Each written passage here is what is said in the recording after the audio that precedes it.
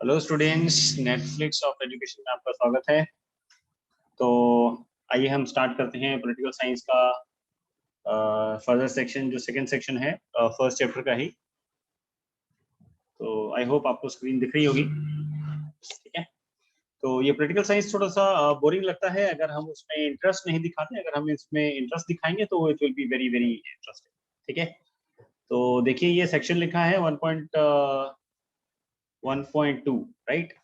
तो ये सेक्शन का जो नाम है, ये growth of the discipline of political science है। मतलब पॉलिटिकल साइंस का जो डिसिप्लिन है उसकी ग्रोथ। ठीक है।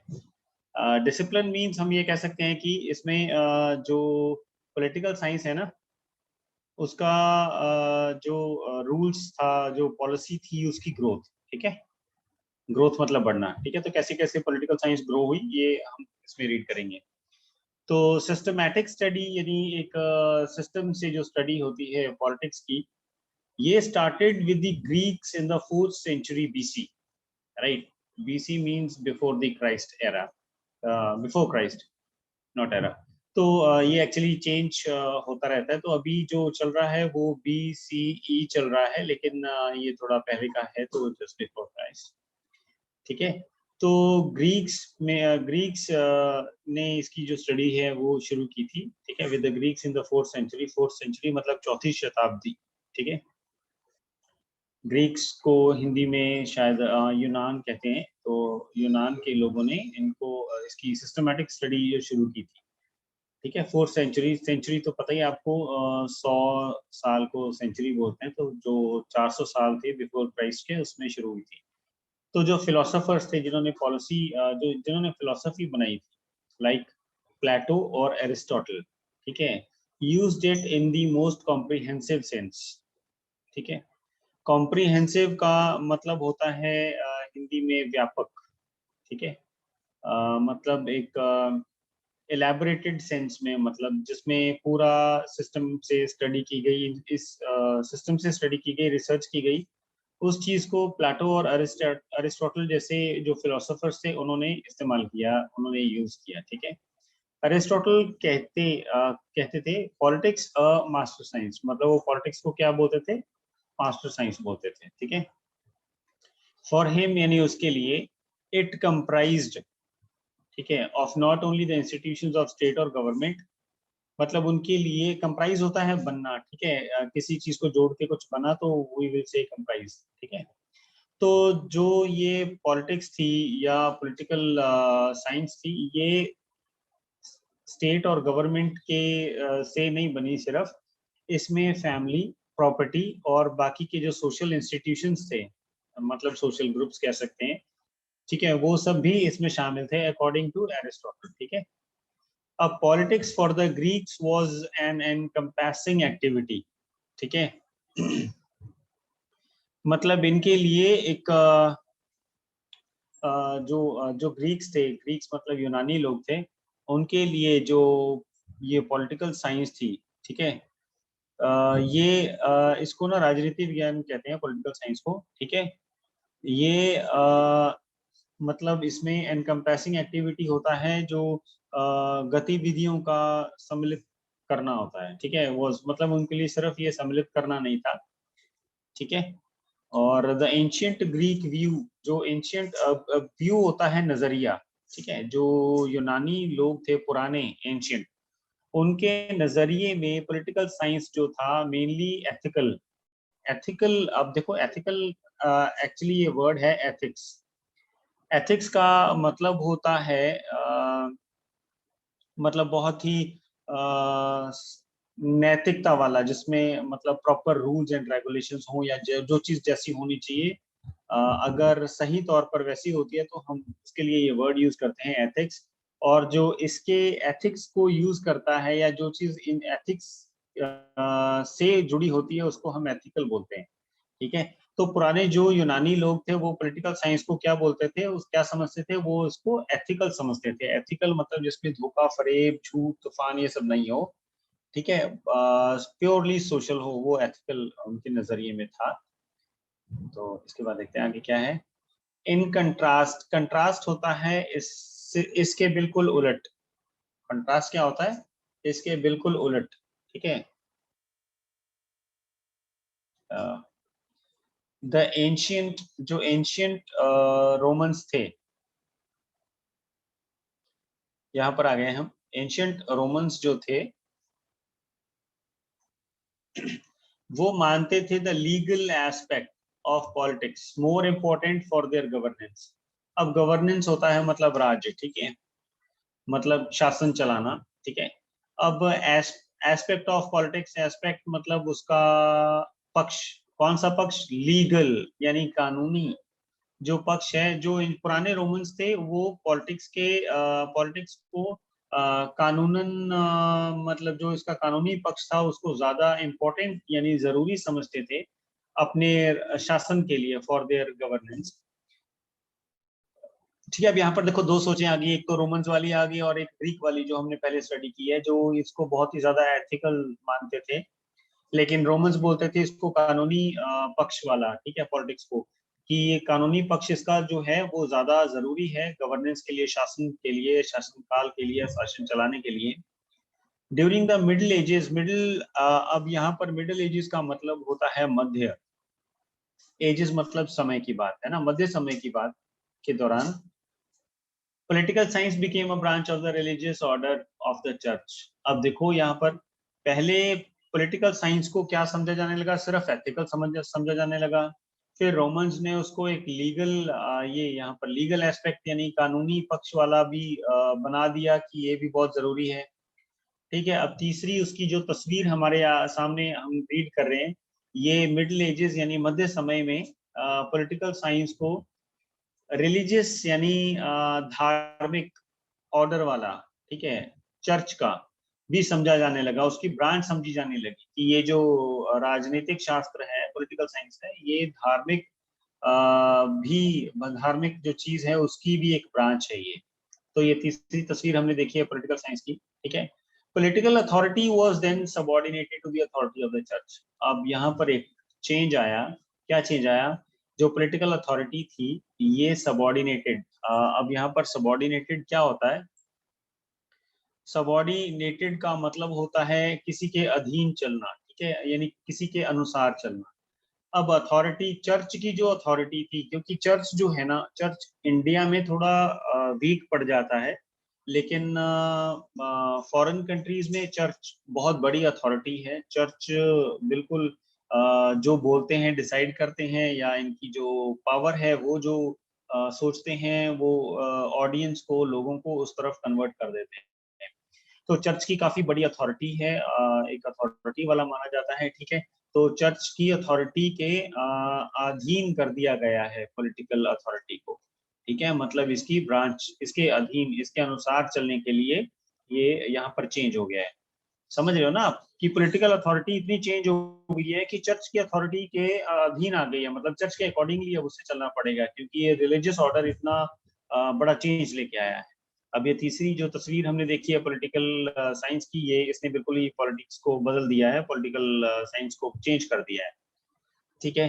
अब normally a layman associates, layman होता है जो देसी आदमी होता है, ठीक है, आम लोग, right.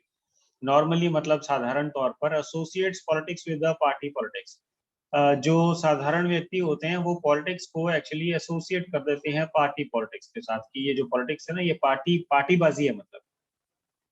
But as students of political science, लेकिन पॉलिटिकल साइंस के स्टूडेंट्स के तौर पर we know that politics is much larger, जो पॉलिटिक्स है वो बहुत बड़ी चीज है इससे, इससे किससे, पार्टी पॉलिटिक्स से, ठीक है।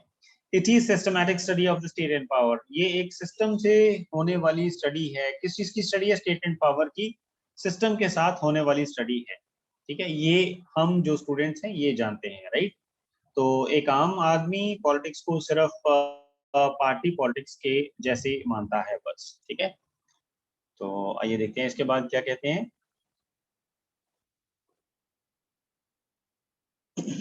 okay.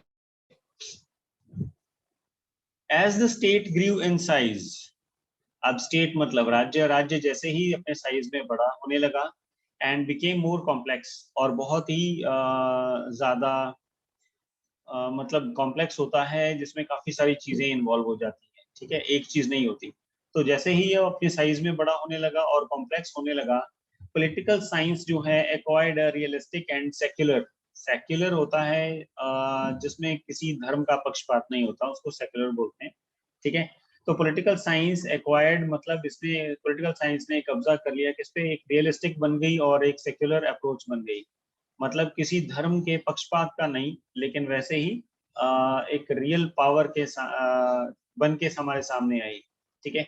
After the industrial revolution, जब इंडस्ट्रियल रेवोल्यूशन हुई, the role of the state, state का, राज्य का रोल जो था, विच वॉज लिमिटेड, ये पहले बहुत लिमिटेड ही हुआ करता था, टू मेंटेनेंस ऑफ लॉ, कानून, लॉ एंड ऑर्डर के मेंटेनेंस में, मतलब इसके लॉ एंड ऑर्डर के जो कंसेप्ट था उसमें ये बहुत लिमिटेड था स्टेट का रोल, ठीक है। And providing defence against external aggression.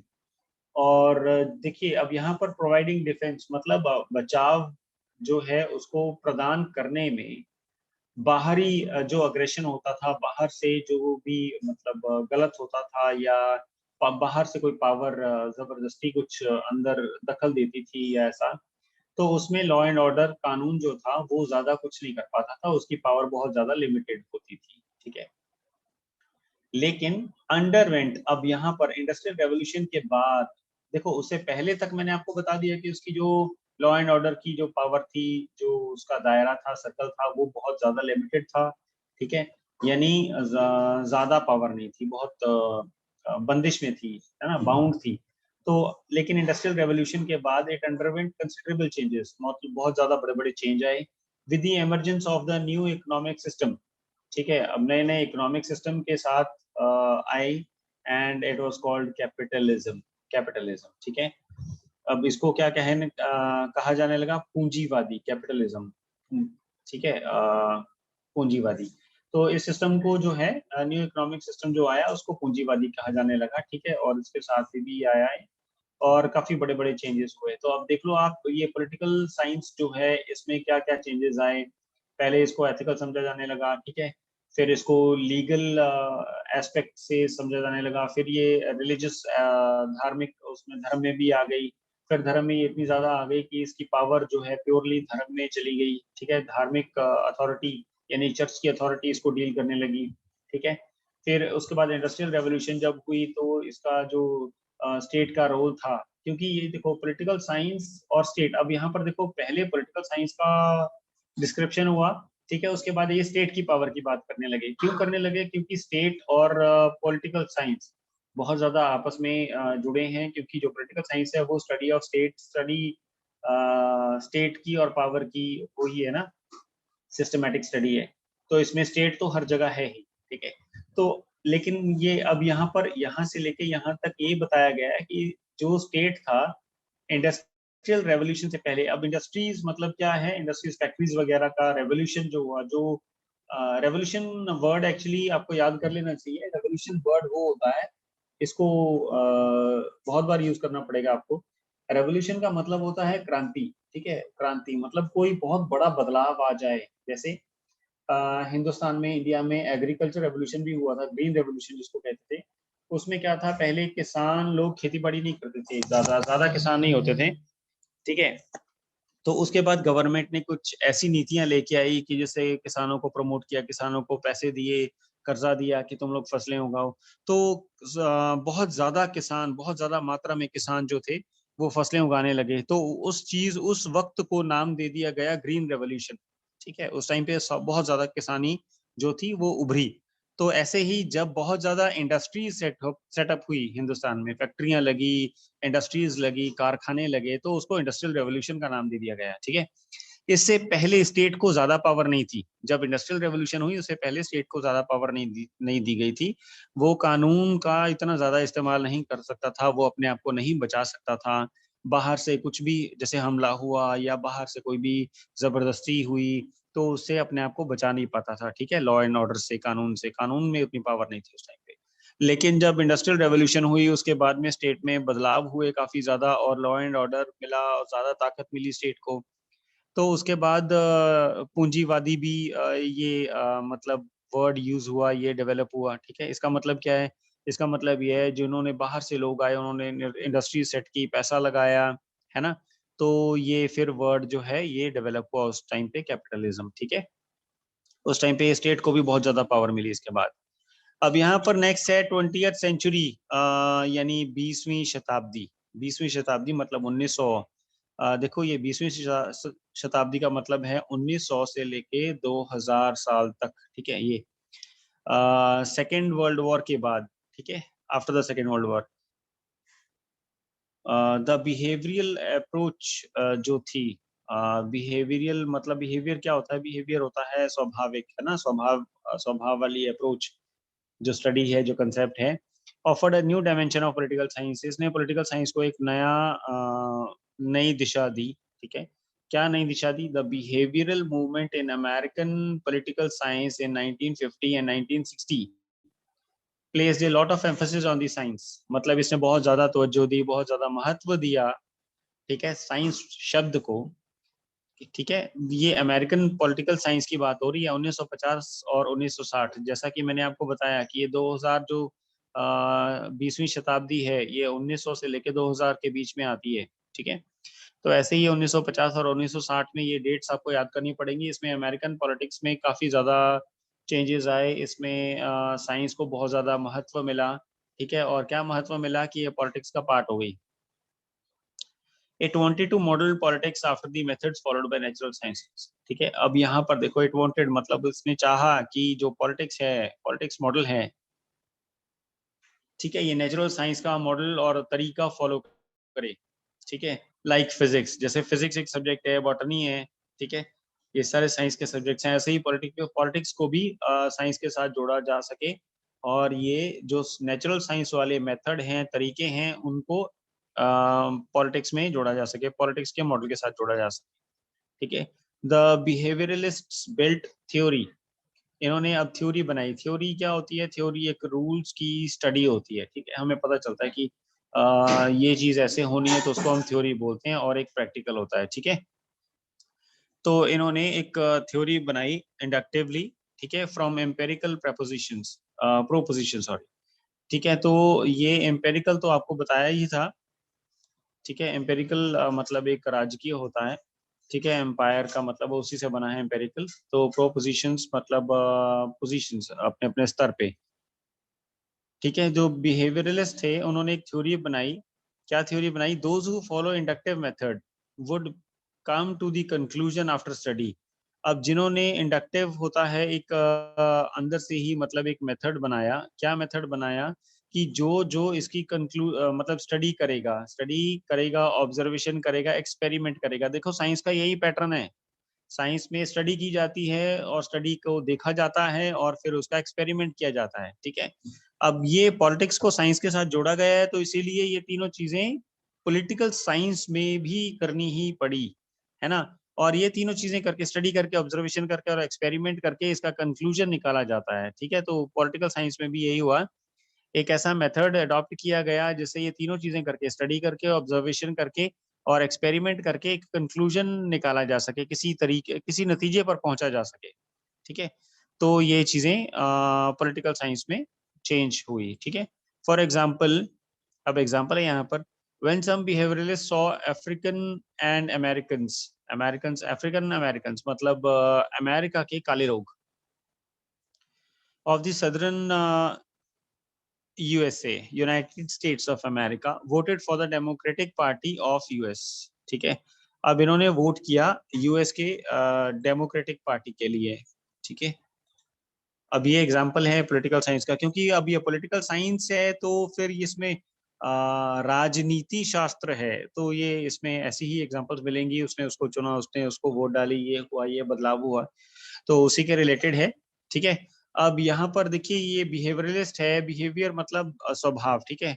अब कुछ अफ्रीकन अमेरिकन जो थे, उन्होंने साउथ यूएसए का जो साउथ वाला हिस्सा था, ठीक है, उसमें वोट डाली डेमोक्रेटिक पार्टी ऑफ यूएस को, ठीक है। दे केम टू द कंक्लूजन, वो इस नतीजे पर पहुंचे, that the African American do vote for the Democrats. अब ये नतीजा उन्होंने क्या निकाला कि इन्होंने डेमोक्रेट्स के लिए वोट डाली है, ठीक है। अब ये इसका नतीजा निकाला है इन्होंने। ठीक है, अब इसके बाद क्या है, द बिहेवियरल अप्रोच जो है, ये स्वाभाविक अप्रोच जो थी, ये शिफ्ट हुई। क्या शिफ्ट हुआ इसमें? The focus of it study from political institutions and structures to their functions. अब देखो यहाँ पर, अभी तक तो स्टडी चल रही थी, अब यहाँ पर फंक्शंस आ गए बीच में। फंक्शंस मतलब कार्य है ना, उसके कुछ काम जो भी है। तो पॉलिटिकल इंस्टीट्यूशंस के की स्टडी, उनके उनका ढांचा यानी स्ट्रक्चर, ठीक है, फ्रेमवर्क होता है। ठीक है, अब इसे शिफ्ट होके वो फंक्शंस की तरफ आ गए। फंक्शंस मतलब काम, कार्य है ना। इट प्लेस्ड स्ट्रेस, उसने दबाव डाला ऑन पॉलिटिकल एक्टिविटी के ऊपर दबाव डाला, and the behaviour of main and women, और आदमी और औरतें है ना, मेन एंड वुमेन के ऊपर, उनके बिहेवियर के ऊपर, स्वभाव के ऊपर उसने दबाव डाला। Who control these institutions? तो मतलब ये क्या है, देखो मेन चीज बिहेवियर हो गया, ठीक है, एंड पॉलिटिकल एक्टिविटी, दो चीजें हो गई। बिहेवियर मतलब स्वभाव, मतलब उनका क्या सोच है, उनकी थॉट क्या है पीछे, है ना, वो कैसा रिएक्ट करेंगे, ये चीज। और पॉलिटिकल में, पॉलिटिकल एक्टिविटी क्या है उनकी, राजनीति में क्या काम करते हैं ये मैन एंड वुमेन। तो हु कंट्रोल दीज इंस्टीट्यूशंस, ठीक है, जो ये इंस्टीट्यूशंस को कंट्रोल करते हैं, इनके ऊपर उन्होंने दबाव डालना शुरू किया। It replace the study of the ideas, ये जो आइडियाज की स्टडी थी, इसको, इसकी जगह पर क्या हुआ, इसकी जगह पर by the study of fact. अब फैक्ट क्या होता है? फैक्ट होता है प्रूफ, ठीक है। मतलब जो जो हुआ, फैक्ट असलियत जिसको बोलते हैं, एविडेंस उसका सबूत होता है, बिहेवियर उसका स्वभाव होता है, ठीक है। अब ये आइडियाज की स्टडी को रिप्लेस किया, कैसे रिप्लेस किया? स्टडी ऑफ ये फैक्ट, फैक्ट मतलब असल, एविडेंस मतलब उसका सबूत। उस अगर कोई बोलता है कि देखो सूरज है, तो उसका एविडेंस होना चाहिए, एविडेंस मतलब सबूत, ठीक है। अगर कोई ये बोलता है कि धरती गोल है, ये एक फैक्ट है कि धरती गोल है, इट इज अ फैक्ट, लेकिन इस चीज का जो प्रूफ है उसको एविडेंस बोलेंगे, है ना। और बिहेवियर स्वभाव होता है, ठीक है। तो ये तीनों चीजों की स्टडी में बदला, किस चीज को? आइडियाज को। पहले क्या था? स्टडी ऑफ आइडियाज थे, फिर स्टडी ऑफ ये तीन चीजें आ गई। तो ये भी आपको आना चाहिए कि पॉलिटिक्स में क्या क्या होता है। Study of fact, study of evidence and behaviour, right. तो it is considered political activity manifested in the behaviour as a true subject. अब ये एक ट्रू सब्जेक्ट बन गया पॉलिटिकल साइंस का, ठीक है। आई होप यहाँ तक आपको समझ आ गया होगा। हम क्वेश्चंस करेंगे, लेकिन अभी आप सिर्फ इसमें ये पढ़ लो कि क्या क्या चेंजेस आए हैं, क्या। अब ये हम लोग चेंजेस पढ़ रहे हैं इसमें, ठीक है, कि पॉलिटिक्स को पहले क्या समझा जाता था, बाद में क्या समझा जाता था। पॉलिटिक्स, पॉलिटिक्स जो थी, पॉलिटिकल जो मुद्दा था, ये पॉलिटिकल साइंस के साथ कैसे जुड़ा, और फिर पॉलिटिकल साइंस कैसे बना, है ना।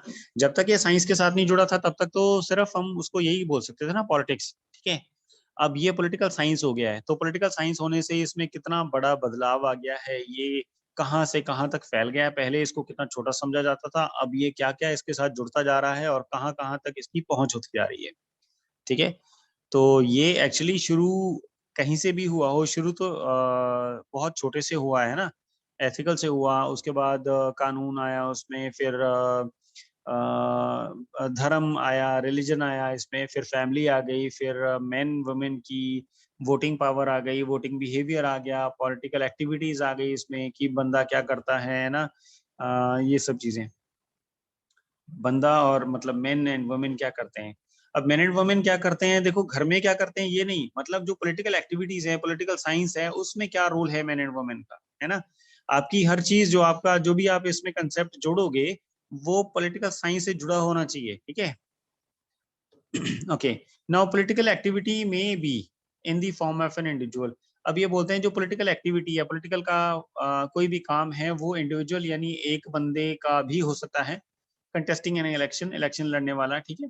इट में be the activity of a group, और ये ग्रुप का भी हो सकता है, मतलब एक बंदे से लेके ग्रुप तक। देखो यहाँ पर ये सिर्फ एक सेंटेंस नहीं बोल रहे हैं, ये इसकी लैंग्वेज को कैच करो आप।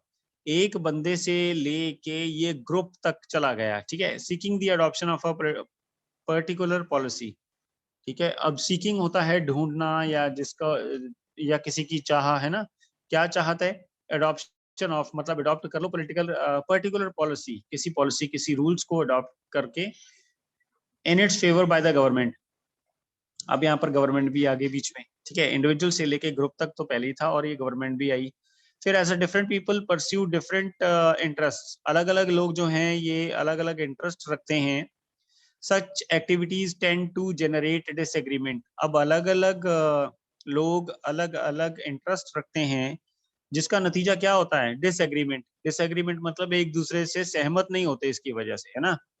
और कंपटीशन बनता है और कन्फ्लिक्ट यानी डिस्प्यूट्स होते हैं, आपस में फर्क आता है, ठीक है। But the distinctive quality of politics, लेकिन ये डिस्टिंक्टिव यानी अलग सी क्वालिटी है पॉलिटिक्स की, क्या है? दैट इट इंक्लूड्स फिजिकल कोercion और फोर्स बाय द गवर्नमेंट, है ना। ये इसमें शामिल क्या है? देखो, फिजिकल कोercion, कोercion मतलब फिजिकल जो है, इसमें आप कह सकते हो कि फिजिकल पावर या फिर फोर्स, ठीक है, गवर्नमेंट का, ये भी बीच में शामिल है। Just a minute.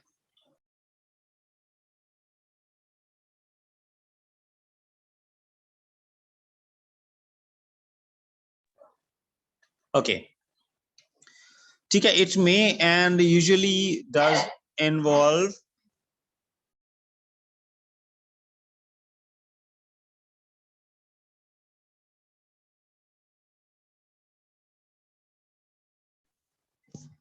Okay, it may and usually does involve the persuasive. Persuasive होता है इन्फ्लुएंस करना ना किसी चीज को, मतलब अगर कोई आपसे इम्प्रेस हो रहा है तो परसुएड, है ना, आपके आपके अनुसार जो बह जाए, आपसे सीख के जो बह जाए, ठीक है, आपके अनुसार जो चलने लग जाए, ठीक है। It may and usually does involve मतलब ये हो भी सकता है, और यूजुअली मतलब अक्सर जो रोज ही हो, इन्वॉल्व करता है। क्या इन्वॉल्व करती है? Influence and effort by the government, effort of the government.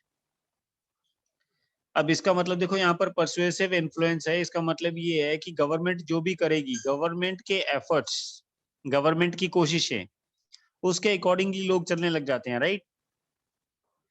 अब यहाँ पर गवर्नमेंट का क्या एफर्ट का जिक्र हो रहा है? इसमें आ रहा है टू रिजॉल्व कन्फ्लिक्ट्स, मतलब जो डिस्प्यूट्स हैं, लड़ाई झगड़े फसाद, है ना, बीच में कोई प्रॉब्लम, किसी से सहमत नहीं होना, अलग अलग चलना, तो ऐसे जो भी कन्फ्लिक्ट होंगे, ये गवर्नमेंट के एफर्ट से सॉल्व होंगे, और गवर्नमेंट की परसुएसिव इन्फ्लुएंस जो है इसमें शामिल है, ठीक है, थ्रू इट्स बैलेंस्ड पॉलिसी। लेकिन इसमें क्या है? बैलेंस्ड पॉलिसी है एंड डिसीजंस है, ठीक है। मतलब इसमें गवर्नमेंट की जो पॉलिसी है वो बैलेंस्ड है। बैलेंस, अब बैलेंस क्या होता है एक्चुअली? बैलेंस ये होता है, जैसे मान लो ये है, ठीक है, एक तरफ गवर्नमेंट है, दूसरी तरफ लोग हैं, तो मतलब ये गवर्नमेंट जो भी कुछ करेगी वो इतना बैलेंस्ड होगा। ऐसा नहीं है कि गवर्नमेंट भारी पड़ जाएगी और लोग उठ जाएंगे, है ना, ये गवर्नमेंट हो गई, ये पीपल हो गए, तो ये डिसबैलेंस्ड है, अनबैलेंस्ड है, ये बैलेंस नहीं है। ये लेवल में चलना ही बैलेंस है। तो गवर्नमेंट की जो भी पॉलिसी होती है वो सबके लिए होती है बराबर, ठीक है। तो ऐसे ही ये बैलेंस्ड पॉलिसी जो है गवर्नमेंट इन्वॉल्व करती है, गवर्नमेंट के जो फैसले होते हैं वो बहुत ही बैलेंस्ड टाइप के होते हैं, ठीक है। तो गवर्नमेंट का इस तरीके से कॉन्फ्लिक्ट्स को सॉल्व करने का रोल रहता है, ठीक है। अब देखते हैं आगे क्या है।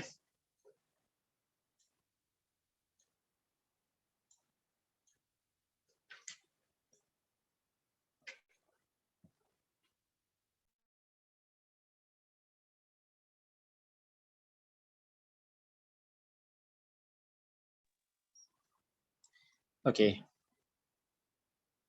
अब जो पॉलिटिक्स है, ओह सॉरी,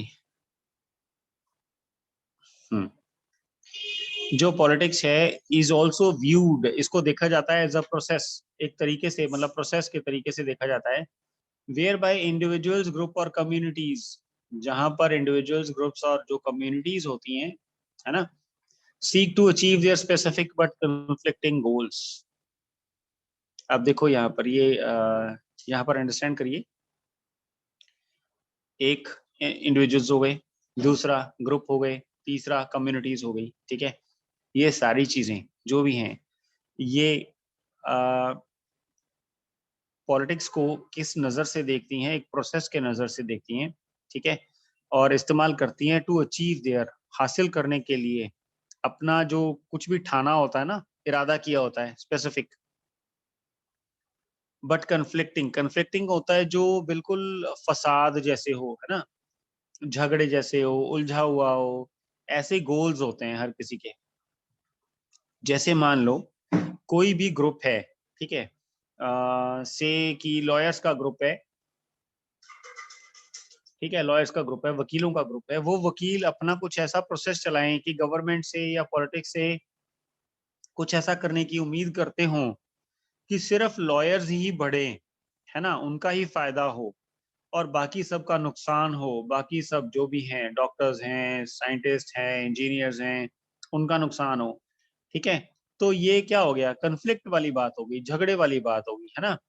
तो ऐसे ही कुछ जो इंडिविजुअल्स या फिर ग्रुप्स या फिर कम्युनिटीज होती हैं, उनके अपने अपने कन्फ्लिक्ट वाले यानी उलझे हुए गोल्स होते हैं, जिनको पॉलिटिक्स को मतलब पॉलिटिक्स का सहारा लेके और उनको इसी प्रोसेस से देखा जाता है कि पॉलिटिक्स में आओ और ये फायदा करवाओ, ठीक है।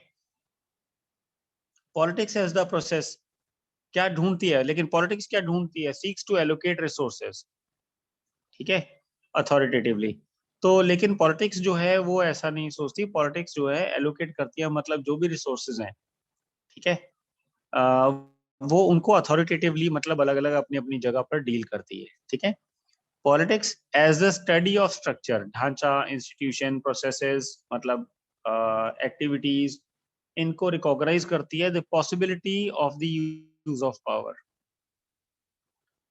देखो, अब यहाँ पर पावर के यूज की बात हो रही है, ठीक है। तो पॉलिटिक्स क्या है, एज द स्टडी ऑफ, मतलब इन सब की चीजों की स्टडी, इन सब चीजों की स्टडी, ठीक है, स्ट्रक्चर की, इंस्टीट्यूशंस की, प्रोसेस की, एक्टिविटीज की पहचान करती है। दी पॉसिबिलिटी मतलब पहचानती है, क्या पहचानती है, पॉसिबिलिटी यानी स्कोप, ठीक है, कि पावर का यूज कहाँ कहाँ हो सकता है, वो पॉलिटिक्स देखती है, ठीक है। द मार्क्सिस्ट अप्रोच, अब कार्ल मार्क्स का तो सबको पता है, उनके अपने रूल्स बनाए हुए थे जिनको मार्क्सिस्ट अप्रोच बोलते हैं, ठीक है, which is derived from the writings of the 19th century, मतलब 19वीं शताब्दी जो थी, ठीक है, उनसे ही लेके बनी थी। तो जर्मन फिलोसोफर कार्ल मार्क्स थे, व्यूज पॉलिटिक्स, उन्होंने पॉलिटिक्स को कैसा समझा, एज द स्टडी ऑफ इरकंसिलेबल, ठीक है, conflict between the two classes. अब देखो यहाँ पर दो वर्गों की बात हो रही है, कार्ल मार्क्स की जो जितनी भी थ्योरी थी वो एक्चुअली दो वर्गों के ऊपर थी, एक आम जनता और गरीब लोग, दूसरा अमीर, ठीक है, अमीर वर्ग। तो इन्होंने दोनों क्लासेस के बीच में काफी सारे फैसले लिए, जिनसे बहुत ज्यादा लड़ाइयाँ भी हुई, दंगे भी हुए, और इनकी थ्योरी गरीबों के पक्ष में थी, तो ऐसे ही थे। तो इनकी स्टडी अलग चीज होगी, हमने वहां नहीं जाना, ठीक है। तो ये दो क्लासेस की जो इन्होंने कॉन्फ्लिक्ट की बात की है, तो इन्होंने पॉलिटिक्स को स्टडी बताया है उस चीजों की, ठीक है, दो क्लासेस की स्टडी, ठीक है। अब यहाँ पर हैव्स वर्ड यूज किया गया है। हैव्स का मतलब है जिनके पास प्राइवेट प्रॉपर्टी होती है, या फिर सीधे सीधे अमीर, ठीक है, एंड दी हैव नॉट्स। अब ये उन्होंने हैव्स बताया है जिनके पास अपनी अपनी बहुत सारी प्राइवेट प्रॉपर्टी होती है, जो बहुत अमीर होते हैं, और हैव नॉट्स वो जिनके पास कोई प्राइवेट प्रॉपर्टी नहीं होती और सिंपली साधारण तौर पर गरीब होते हैं। जैसा कि मैंने आपको पहले बताया कि कार्ल मार्क्स की जो थ्योरी थी वो सिंपली दो चीजों में डील करती थी, एक तो गरीब और दूसरा अमीर। तो उनकी पॉलिसी सीधी सीधी ये थी कि अमीर अमीर क्यों हो रहे हैं, गरीब गरीब क्यों हो रहे हैं। कार्ल मार्क्स ने काफी सारे अपने रूल्स भी बनाए, तो इन्होंने पॉलिटिक्स को इन दोनों चीजों के बीच में लेके आए, गरीबों के और अमीरों के, ठीक है। इन अदर वर्ड्स, दूसरे शब्दों में, द एक्सप्लॉयटर्स एंड द एक्सप्लॉयटेड। एक्सप्लॉयटर्स, अब यहाँ पर ये एक्सप्लॉयटर्स मतलब बर्बाद करने वाले, तबाह करने वाले। उन्होंने जो हैव्स वाली कैटेगरी है ना, ये वाली अमीरों वाली, उनको एक्सप्लॉयटर्स बोला है, जो खराब करते हैं, ठीक है। और हैव नॉट जो गरीब होते हैं, जिनके पास कुछ नहीं होता, उनको एक्सप्लॉयटेड बोला है। एक्सप्लॉयटेड मतलब जो बर्बाद हुए, तबाह हुए, वो गरीब थे। तो एक कार्ल मार्क्स की ऐसी ही रिसर्च थी, ठीक है। अब हमारा क्लास का टाइम भी थोड़ा एंड अप हो रहा है, तो इसके बाद हम नेक्स्ट क्लास में कंटिन्यू करेंगे, ठीक है। यहाँ तक आई होप आपको समझ आ गया होगा, ठीक है। बाकी हम नेक्स्ट में शुरू करेंगे। Till then, bye bye to all.